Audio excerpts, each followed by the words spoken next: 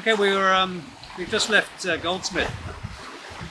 We all spent last night, and today is a considerably better day than it was yesterday. It was blowing 25 knots when we were coming down, and it was pouring with rain overnight. But the rain has gone. Hopefully, it will stay gone, but it's still a bit grey.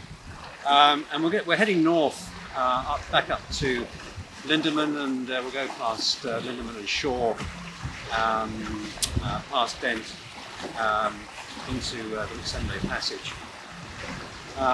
So that means we're sort of running downwind.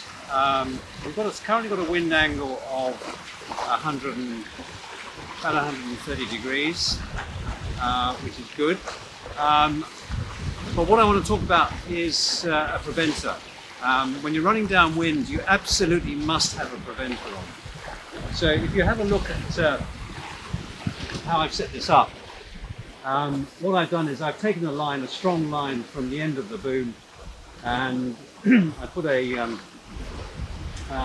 long loop in and tied it with a bowline.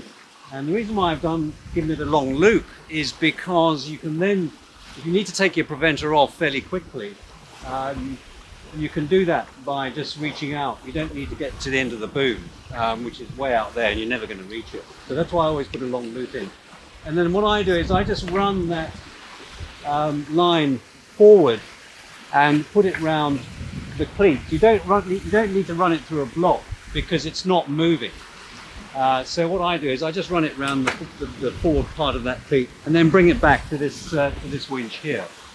And what that's doing, of course, as the name suggests, it's preventing the crash jibe, and that's the thing that you really need to sort of prevent. A crash jibe is a disaster. The best case scenario is that it's very frightening for everybody, and you may actually cause some damage to your boat, including pulling out the main sheet and even breaking the boom. The worst case scenario, of course, is that when that boom comes across, it will hit somebody, and if it hits them on the head, it will kill them. If it doesn't kill you, it will knock you into the water, and you may be unconscious. So if you're not dead when you go into the water, you'll be dead when you come out of it. That's how important a preventer is. And I use a preventer really for anything downwind between or greater than 150 degrees. So because you're always at risk, if it's a greater wind angle than that, you're always at risk of the crash jibe. And there's really no excuse for the crash jibe. Crash jibe happens, of course, when you take your eye off where you're going. If you're on auto helm, what can happen, of course, is the auto helm can switch off and you're downstairs, or you're just sort of enjoying the weather or whatever, and suddenly you've gone through 40 degrees and you're into a jibe situation. The other thing that happens, of course, is the wind changes. That's sort of unusual.